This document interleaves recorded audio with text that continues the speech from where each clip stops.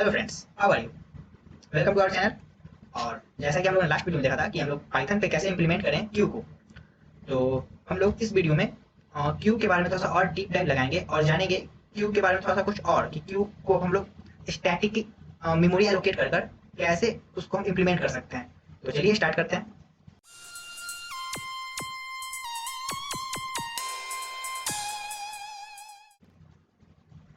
Okay friends, तो हम लोग इस वीडियो में ना देखेंगे हाउ क्यू वर्क्स।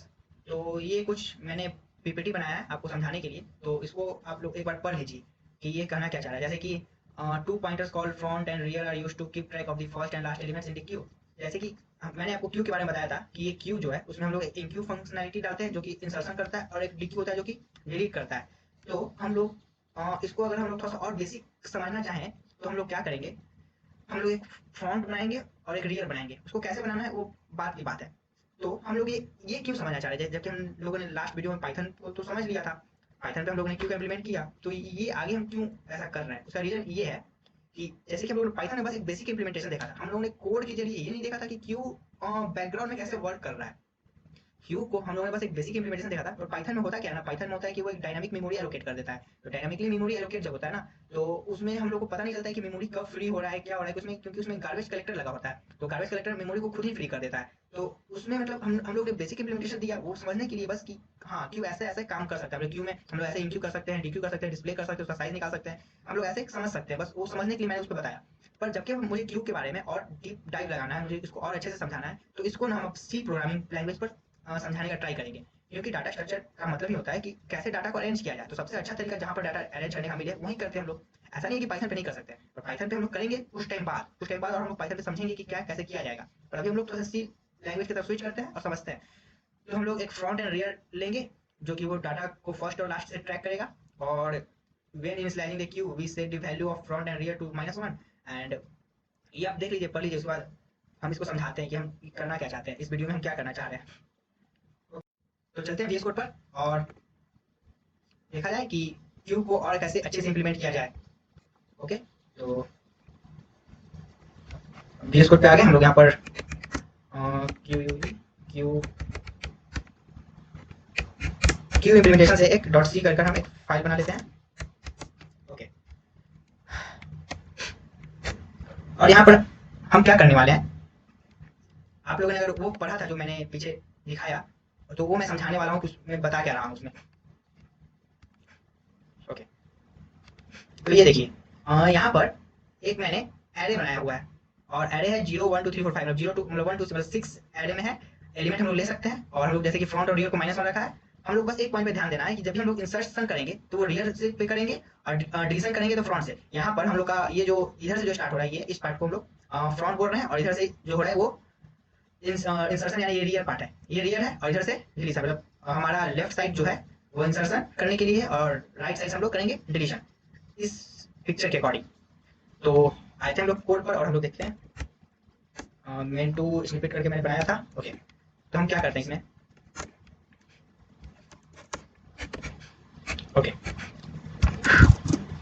तो यहाँ पर ना हम क्या करेंगे कि आप लोग से हम क्वेश्चन करेंगे, या फिर हम नहीं, आपके कोई टीचर या फिर आप कहीं कुछ काम कर रहे हैं तो आपसे कोई क्वेश्चन किया गया कि आपको एक डाटा स्ट्रक्चर बनाना है जो कि एक क्यू हो, और डाटा को ऐसे अरेंज करना है आपको कि वो क्यू के फॉर्म में हो। आपको डाटा दे दिया जाएगा, और आपको डाटा दे दिया जाएगा, उसको बताया जाएगा कि कब आपको क्यू से डाटा को निकालना है, कब आपको डिस्प्ले करना है, कब आपको क्यू में डाटा डालना है, वो सब आपको दे दिया गया है। तो जैसे कि हम देख रहे हैं यहाँ पर कि मैंने माना कि क्यू है, और इसमें मुझे डाटा मिला 36। अब इंक्यू क्या है, ये मैंने अपने पहले वीडियो में बता चुका है कि इंक्यू क्या है। फिर भी बता देते हैं। इंक्यू का मतलब होता है कि क्यू में कैसे हम लोग डाटा को दे रहे हैं, मतलब क्यू में हम लोग कैसे डाटा को इंसर्ट कर रहे हैं। तो इंसर्शन का मतलब है इंक्यू टेक्निकली। तो ऐसे ही माना जाए कि मुझे 4 डाटा है मेरे पास, और 4 डाटा, एक 36 है, 18, 27 और 9। अब इस 4 डाटा को मुझे क्यू में डालना है, ठीक है। और ये इंक्यू अभी बना नहीं है, हम लोग को इंक्यू बनाना है। तो इंक्यू कैसे बनाएंगे, हम कैसे अप्रोच लेंगे ना, अप्रोच लेना बता रहे हैं। क्योंकि डाटा स्ट्रक्चर बहुत प्रॉब्लम होता है कि हम लोग अप्रोच लेना नहीं समझ पाते हैं। हम लोग थ्योरी समझ लेते हैं पर अप्रोच लेना नहीं समझ पाते, तो हम अप्रोच बता रहे हैं। तो पहले हम लोग समझना पड़ेगा कि हमें करना क्या है। तो मुझे इंक्यू में कुछ डालना है और उसको डिस्प्ले करना है। तो डिस्प्ले करने के लिए मुझे डिस्प्ले फंक्शन बनाना पड़ेगा, जो कि हम ऊपर बनाएंगे। पर अभी यहाँ पर हम बताते हैं कि हम लोग मेन में क्या क्या कॉल कर रहे हैं। फिर डिस्प्ले हो गया। फिर मुझे अब मानते हैं मुझे 36 और 18 का काम नहीं है, मतलब 36 18 का काम जो था वो खत्म हो गया। तो सबसे पहले 36 का काम खत्म होगा, फिर 18 का काम खत्म होगा, क्योंकि क्यू में क्या होता है, जो पहले आया उसका काम पहले खत्म हुआ। तो अब मुझे डीक्यू करना है, और डीक्यू हम 2 बार कर देते हैं, यानी कि हम ऐसा कर देते हैं कि 36 और 18 का काम खत्म हो गया। अब उसके बाद हम क्या करेंगे, फिर से डिस्प्ले कर देंगे। ओके, और हम इस इंक्यू के बाद लिख देते हैं प्रिंटफ डाटा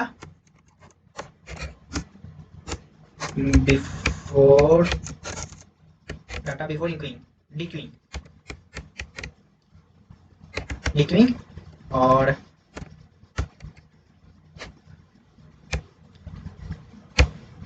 हम लोग डिस्प्ले मतलब डीक्यू करने के बाद लिख देते हैं data before, data after dequeuing. Okay, तो ये मैंने क्या किया, शायद अभी आप लोग को समझ में नहीं आ रहा हो, पर अभी बस ये समझ लीजिए क्वेश्चन में एक क्वेश्चन है कि आपको ये डाटा दे दिया गया, उसको बोला गया कि आप प्रिंट करो, फिर उसको डिस्प्ले करो, फिर डिस्प्ले करने का क्यू से दो मतलब 2 बार उसको डीक्यू करो। फिर 2 बार डीक्यू करने में जो सबसे पहले जाएगा, मतलब सबसे पहले 36 होगा, 36 डीक्यू होगा, फिर 18 डीक्यू होगा। ओके, अब हम लोग यहाँ पर क्या करते हैं कि मुझे इंक्यू फंक्शन को बनाना है। तो इंक्यू फंक्शन को बनाएंगे लोग कैसे, हम लोग इंक्यू बनाने से पहले हम कुछ ग्लोबली यहाँ पर डिक्लेयर करते हैं। तो ग्लोबली क्या क्या डिक्लेयर कर सकते हैं, हमें फ्रंट को करना पड़ेगा और रियर को करना पड़ेगा, क्योंकि फ्रंट और रियर करना बहुत जरूरी है, क्योंकि हमें फ्रंट और रियर से हम लोग ना उसको ट्रैवर्स कर सकते हैं, हम लोग उसको क्या बोलते हैं, टैप कर सकते हैं कि वो कहाँ कहाँ पर है। ओके, तो फ्रंट फ्रंट ले लिए हम, और फ्रंट को हम स्टार्टिंग में -1 लिख देते हैं, और -1 लिखिए, फ्रंट को हम लोग पहले -1 लिखेंगे और रियर को -1, पहले फ्रंट और रियर -1 पे ही रहेगा। तो हम जो रियर भी बनाते हैं रियर को भी लिख देते हैं -1 स्टार्टिंग। ओके ओके, अब एक एरे बनाना है, मुझे एक एरे बनाना है, ठीक है। तो इंट एरे, और एरे का नाम हम क्यू दे देते हैं, यू क्यू। और मुझे इस सबस्क्रिप्ट में कुछ देना पड़ेगा, तो उसके लिए हम क्या करते हैं, एक मैक्रो बना लेते हैं, और मैक्रो में x का वैल्यू हम डिफाइन कर देते हैं 6, मतलब हम मैक्सिमम 6 टाइम्स, और यहाँ पर हम x कर देते हैं, मतलब हम मैक्सिमम, क्योंकि मैंने यहाँ पर 6 लिया है ना 6, तो मैं 6 लिख देता हूँ, क्योंकि मैक्सिमम मैं अपने एरे में या फिर अपने क्यू में 6 एलिमेंट को डाल सकता हूँ, 6 डाटा को डाल, 6 इंट टाइप का डाटा मैं अपने एरे में डाल सकता हूँ। ओके, ये मैंने ग्लोबली डिक्लेयर कर दिया। अब क्या करते हैं, अब हम लोग करते हैं void इंक्यू।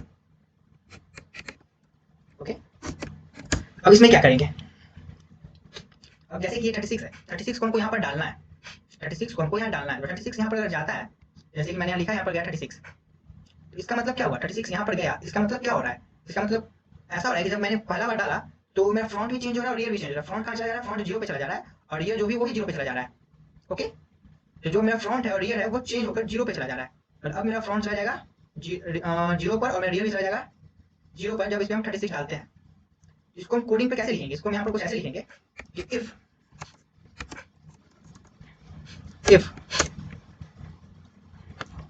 rear equal to -1 and क्या है, फ्रंट इक्वल टू -1, अगर ऐसा है तब क्या करना है हमको कि रियर को एक बढ़ा देना है और फ्रंट को भी एक बढ़ा देना है।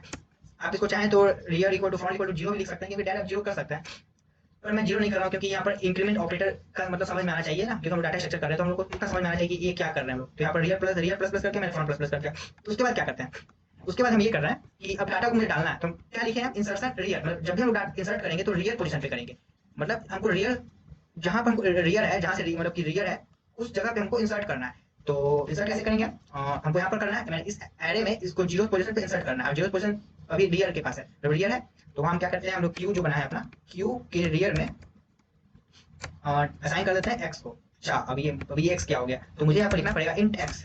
वो क्यों, क्योंकि मैंने यहाँ पर 36 को कॉल किया, 36 किस टाइप का है, x टाइप, x यहाँ कुछ पास करना पड़ेगा x, और वो x किस टाइप का होगा, यहाँ पर 36 जो int टाइप का है, तो यहाँ पर int x। ओके ओके, तो मैंने इंसर्ट कर दिया x को, ठीक है। एक कंडीशन ये होगा, एक कंडीशन कुछ ऐसा भी हो सकता है,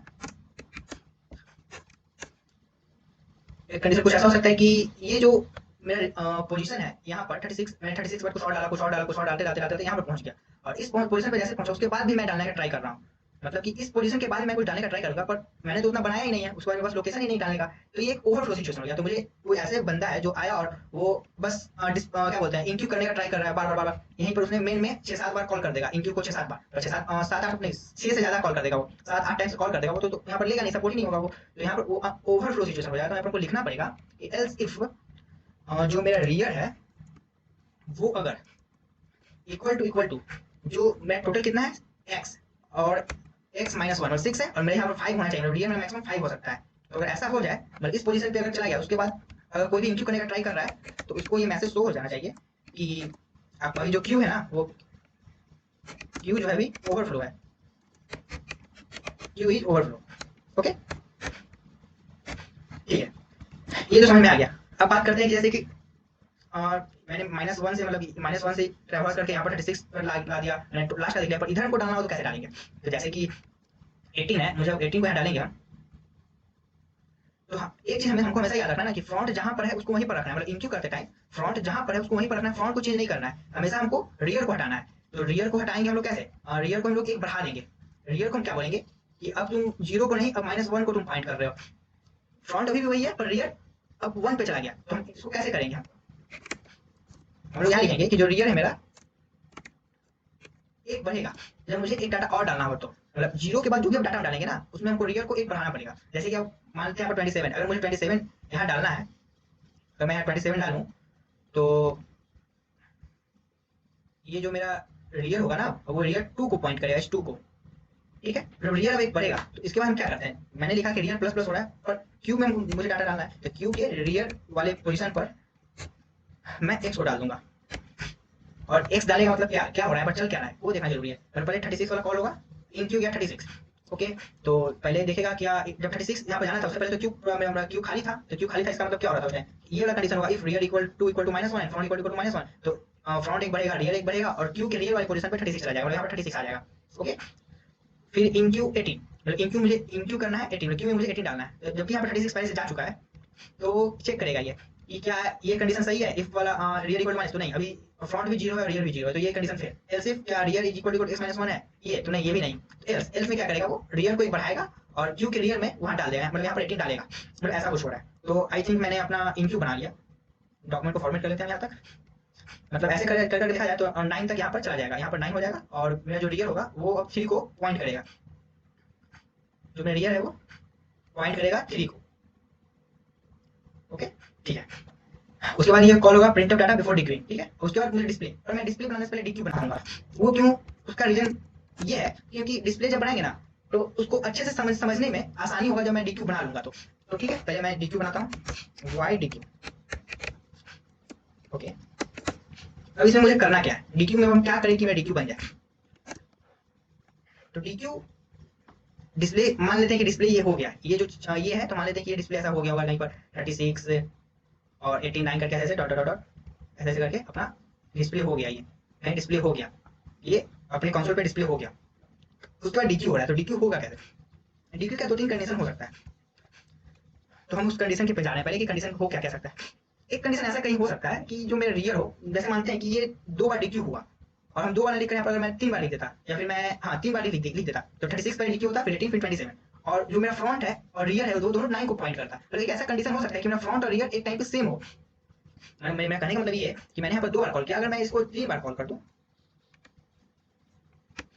3 बार, तो यहाँ पर क्या होगा ना, ये जो 36, 18 और 27 है, ये तीनों तो डिलीट हो जाएगा, पर ये जो मेरा फ्रंट है वो इस 3 को पॉइंट करने लगेगा, और रियर पहले से 3 को पॉइंट कर रहा है अभी। तो इस कंडीशन में अब मुझे 3 को, मतलब जो थर्ड पोजीशन उसको भी डिलीट करना है, तो इसको हम कैसे डिलीट करेंगे? तो एक ऐसा कंडीशन होगा, तो उस कंडीशन को हम कुछ ऐसे लिखेंगे, ऐसा कुछ कंडीशन हुआ तब ऐसे लिखेंगे कि अगर इफ फ्रंट इक्वल अगर रियर हो जा रहा है, तब क्या करना है ना, तब जो हमें फ्रंट को और रियर को इक्वल टू -1 कर देना है। तो अब बोलिए बोला जाएगा कि ये क्या कर दिया तुमने, फ्रंट और रियर को -1 कर दिया, ऐसा क्या, मतलब जैसे कि सिंपल सा बात, मैंने क्या बोला कि फ्रंट और रियर को मैंने -1 कर दिया, इसका मतलब मैंने कुछ ऐसा किया कि फ्रंट को और रियर को मैंने -1 कर दिया। जब मैंने फ्रंट और रियर को -1 कर दिया, तो कोई कैसे बोलेगा कि ये क्यू में रखा हुआ चीज 36, 18 और 27 और 9 डिलीट हो गया?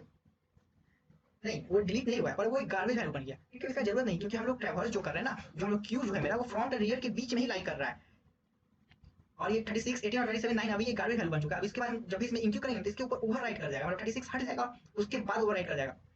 तो ये क्या मतलब हुआ, मतलब बस यहाँ पर ये हुआ कि अभी हम लोग ना स्टैटिक मेमोरी एलोकेशन कर रहे हैं, क्योंकि अगर हम स्टैटिक मेमोरी एलोकेशन कर रहे हैं तो मेरे पास अभी ये पावर नहीं है, अगर पावर तो है, पर अगर देखा जाए ना, तो क्योंकि ये डाटा टाइप जो है, क्योंकि मैंने एरे पे बना रहे हैं हम लोग इसको एरे पे लिख रहे हैं, इंट क्यू क्यू एरे, तो ये एरे जो है बिल्ट इन डेटा टाइप है, मतलब इसमें हम लोग छेड़छाड़ ना ही करें तो अच्छा है।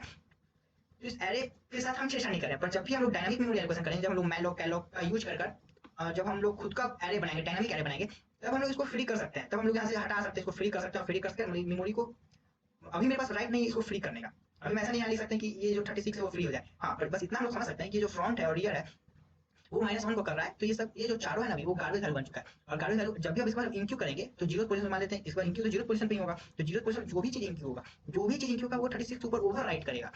समझ में आ गया? 36 के ऊपर वो ओवर राइट करेगा, तो जिसके कारण 36 हट गया। मतलब अब ऐसा नहीं है कि ये क्यू में है तो कह रहे हैं कि क्यू में ही है, नहीं, जो मेरा जो क्यू है ना, ये एरे में है, पर जो मेरा रियल में क्यू बन रहा है वो फ्रंट और रियर के बीच में बन रहा है, जबकि फ्रंट और रियर के बीच में कुछ है ही नहीं।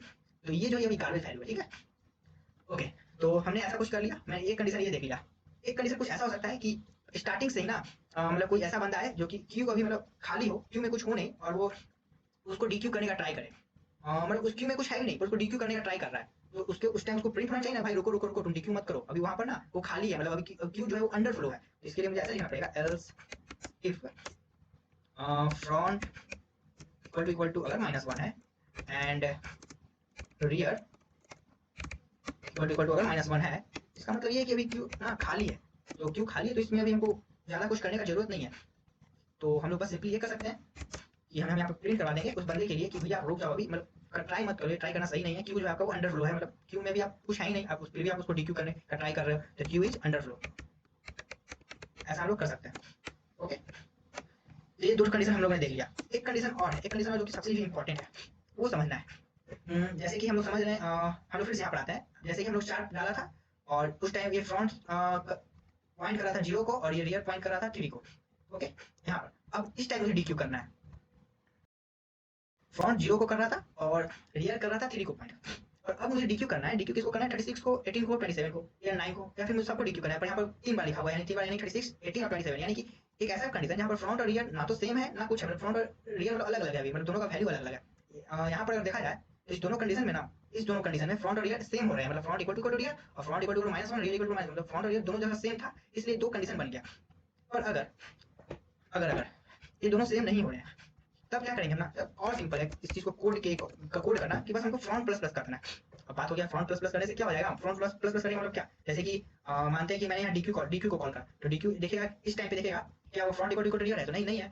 क्या इक्वल टू -1 है, तो नहीं, इस टाइम पे नहीं है, तो फ्रंट प्लस प्लस कर दो। फ्रंट प्लस प्लस कर दो मतलब कि ये जीरो को, फ्रंट को जीरो को ना करके 1 पे कर दो। तो बोले ये क्या कर दिया, तो बात वही है कि ये जो फ्रंट और रियर के बीच का जो है ना वो क्यू है। बात हम लोग क्योंकि डायनामिक मेमोरी एलोकेट नहीं कर रहे हैं, तो हम लोग ऐसा नहीं कर सकते, हम लोग इस 36 को फ्री नहीं कर सकते हैं अभी। और हाँ, अभी ये गार्बेज वैल्यू बन चुका है, बस हमें ये समझना पड़ेगा कि अभी ये ना एक गार्बेज वैल्यू बन चुका है। अब हमको इस पे छेड़छाड़ नहीं करना है, ये जब हम इस पे कुछ और डालेंगे, जब इस पे इंक्यू करेंगे ना, जब इंक्यू करेंगे तब वो जाकर उस पे ओवरराइट कर जाएगा, ठीक है।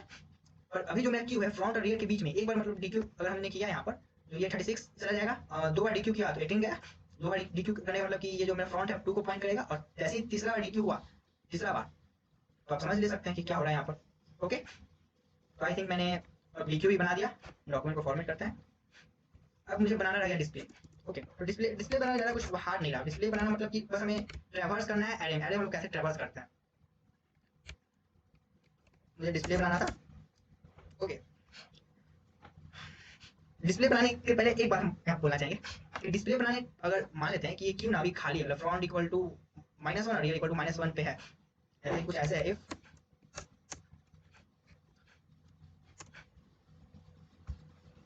Front equal to -1 and rear equal to -1, ऐसा है, तब क्या करना है, तब हमें बस सिंपली प्रिंट करना है। प्रिंट क्या करना है ना कि जो भी आपका लिस्ट है ना, जो आपका सॉरी क्यू है, वो भी अंडर फ्लो है, ठीक है। ऐसा भी हो सकता है ना कि अभी मैंने क्यू में कुछ डाला भी नहीं है और कोई बंदा आकर बार बार वो डिस्प्ले फंक्शन को कॉल कर दे, तो मुझे उसको शो करने के लिए चाहिए ना कि नहीं, अभी आपके क्यू में कुछ नहीं है, क्यू भी आपका अंडर फ्लो है। ओके, और क्या ऐसा हो सकता है कि ओवरफ्लो, मतलब डिस्प्ले जब हम लोग डिस्प्ले को हम लोग कॉल करें और ओवरफ्लो शो करें, कभी भी नहीं, ऐसा नहीं हो सकता। क्यों? क्योंकि ओवरफ्लो करने का मतलब कि जब हम कुछ डालने का ट्राई कर रहे हैं तब वो प्रिंट हो, मतलब वो इंक्यू वाले हम लोग ऐसा लिख दिया है। जब मैंने इंक्यू बनाया था तो मैंने लिख दिया कि अगर रियल इक्वल टू बेस -1 तब वो ओवरफ्लो हो सकता है। पर ऐसा नहीं हो सकता कि हम लोग डिस्प्ले में लिखें कि वो ओवरफ्लो होगा। डिस्प्ले में ओवरफ्लो क्यों नहीं लिखेंगे हम लोग? क्योंकि हम लोग डिस्प्ले में इंक्यू नहीं कर रहे, डिस्प्ले वाले जब हम कॉल करते हैं तो हम बढ़ा नहीं रहे, ओवरफ्लो का कंडीशन नहीं लिखेंगे। हाँ, पर हम लोग -1 वाली जो कंडीशन है, मतलब कि जो अंडरफ्लो का कंडीशन, वो लिखना पड़ेगा, क्योंकि ऐसा हो सकता है ना कि लिस्ट खाली हो पर फिर भी कोई उससे मतलब बार बार कॉल करे जा रहा है डिस्प्ले फंक्शन को कि मुझे प्रिंट दिखाओ दिखाओ दिखाओ, पर प्रिंट तो दिखाएगा नहीं क्योंकि वहाँ पर कुछ है ही नहीं, कुछ डाटा है नहीं। तो वहाँ पर आपको लिखना पड़ेगा नहीं लिस्ट जो अभी अंडरफ्लो में। अगर अब ऐसा ना हुआ तो एल्स, मतलब एल्स हम लोग क्या कर सकते हैं? एल्स में ज़्यादा कुछ करना नहीं है। एल्स में हम यहाँ पर बस एरे को बस ट्रैवर्स करके उसको प्रिंट करना है। तो दो तरीका है, आप लोग यूज कर सकते हैं, मतलब फॉर लूप यूज कीजिए, व्हाइल लूप यूज कीजिए, डू व्हाइल लूप यूज कीजिए। मैं यहाँ पर व्हाइल लूप यूज करने वाला हूँ। तो व्हाइल लूप यूज करने से पहले मुझे यहाँ पर एक इंट आई बनाना पड़ेगा क्योंकि मुझे ट्रैवर्स करना है, और आई फ्रंट इक्वल होगा। अब फ्रंट इक्वल क्यों होगा? क्वेश्चन ये आया कि फ्रंट इक्वल तुम क्यों कर रहे हो? फ्रंट इक्वल तुम जीरो के इक्वल करो ना, जीरो से लेकर के यहाँ तक ट्रैवर्स करो। नहीं, मैं बार बार बोल रहा हूँ कि जो मेरा क्यू है वो फ्रंट और रियर के बीच का जो भी डाटा है ना वो हो रहा है, और फ्रंट से लेकर रियर तक का जो डाटा है वो हो रहा है। अगर ये डी क्यू जीरो वाले पोजीशन पे 36 डिलीट होता है, जीरो वाले जो है पोजीशन पे मैंने इसको फ्रंट को यहाँ पर करके यहाँ पर कर दिया, पर यहाँ पर तो 36 तो रहेगा ना। तो जब भी हम क्योंकि हम लोग क्यू को देख रहे हैं तो मे भी 36 वहाँ पर प्रिंट हो जाएगा, जो कि नहीं चाहेंगे। मुझे ये फ्रंट से लेकर रियर तक जाना है मुझे, ठीक है। तो अब हम व्हाइल लूप लगाते हैं। व्हाइल लूप में क्या करेंगे? व्हाइल लूप में हम लोग क्या करेंगे? व्हाइल लूप में ना हम लोग आई को बोलेंगे कि आई अगर जब तक जो रियर है मेरा +1, आई को तब तक ट्रैवर्स करो जब तक रियर +1 ना हो जाए, ठीक है। मतलब जब जैसे रियर +1 होगा तो आई को अब स्टॉप करो, उसके बाद ट्रैवर्स, मतलब अब लूप में नहीं घुसना है। तो जब तक रियर +1 नहीं हो रहा है तब तक तुम आगे उसको लेते जाओ, प्रिंट करते जाओ। तो प्रिंट क्या करेंगे हम लोग? प्रिंट हम लोग करेंगे %d, एक स्पेस दे देते हैं। हाँ, अब यहाँ पर क्या करते हैं हम लोग? कहाँ से लेंगे हम लोग क्यू, और क्यू हम लोग ट्रैवर्स कर रहे हैं आई के थ्रू। आई यहाँ पर प्रिंट होगा, ओके। और हमको आई को बढ़ाना भी तो होगा ना, क्योंकि आई बढ़ेगा। फॉर लूप भी लगा सकते हैं, फॉर लूप भी कोई बड़ा नहीं होगा, ठीक है। मतलब कि ये कैसे काम करेगा ये भी बता देते हैं। हाँ, ओके। तो अब ये काम कैसे करेगा ये देखते हैं। हम लोग ने क्या देखा, जब ये इंक्यू हो रहा था, इंक्यू 4 बार हुआ, तो 4 बार हुआ मतलब फ्रंट यहाँ पर होगा और रियर इस चीज को पॉइंट कर रहा है, ठीक है। तो फ्रंट इस जीरो पोजीशन को कर रहा है और रियर इस चीज को। इसके बाद मैंने कॉल किया डिस्प्ले, तो डिस्प्ले में कैसे कॉल होगा? तो int I equal to front, front अभी जीरो है, ओके। तो क्या जीरो रियर +1 से, रियर +1 मतलब 5 +1 6 से क्या छोटा है? तो हाँ छोटा है, तो लूप में जाएगा, % करेगा, क्यू का आई का मतलब जीरो पोजीशन को उठाएगा और प्रिंट कर देगा 36, और 36 आएगा। आई प्लस प्लस एक बढ़ेगा, फिर वैसे चेक करेगा, चेक करते करते यहाँ तक प्रिंट करेगा, मतलब 36, 18, 27 और 9 वो आएगा यहाँ पर। जैसे हम लोग ये आएगा, शो करेगा डाटा बिफोर डिक्लेयरिंग 36, 18, 27, 9, ओके। और उसके बाद हमने डीक्यू को 3 बार कॉल किया, डीक्यू को 3 बार कॉल किया, यानी कि 1, 2 और 3, 1, 2 और 3। तो देखते हैं इसको पहले प्रिंट करके कि आउटपुट आ क्या रहा है, ठीक है। इसको लोग प्रिंट करते हैं, ओके। ये देखिए ये लिख रहा है, यहाँ पर मैंने स्लैश एन नहीं लगाया क्या? स्लैश एन यहाँ दे देते हैं, स्लैश एन यहाँ भी दे देते हैं और स्लैश एन यहाँ भी दे देते हैं, और फिर से प्रिंट करते हैं, ओके। देखिए डाटा बिफोर डिक्यूइंग 36, 27 और 9, 36, 27 और 9 जैसे हुआ। और उसके बाद मैंने डीक्यू को 3 बार कॉल किया था, 36, 18 और 27, 36 भी गया, 18 भी गया, 27 भी गया और 3 बार गया। अब क्या करते हैं हम ना, एक बार और डीक्यू को कॉल करते हैं, सी भी, ओके। अब देखते हैं कि क्या बता रहा है ये, देखिए क्या बता रहा है।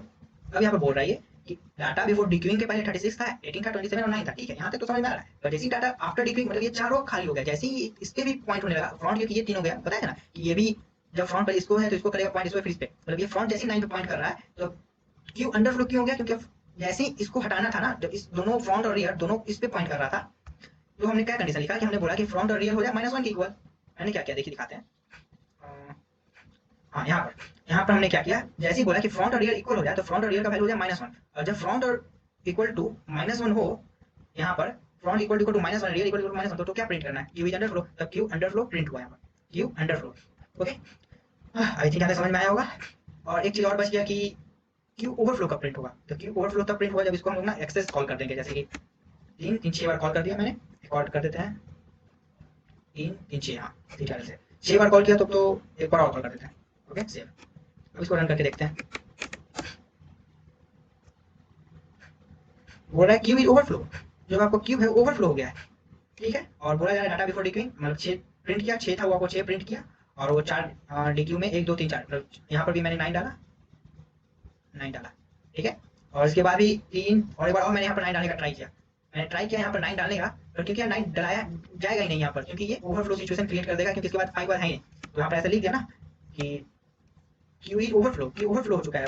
और फिर डाटा बिफोर डिक्यूइंग, डिक्यूइंग से पहले डाटा बता दिया कि 36, 27, 9 9 9, क्योंकि और ये 9 का ये 9 के ऊपर नहीं लिखा क्योंकि है ही नहीं, जगह ही नहीं है, तो कहाँ से लिखेगा।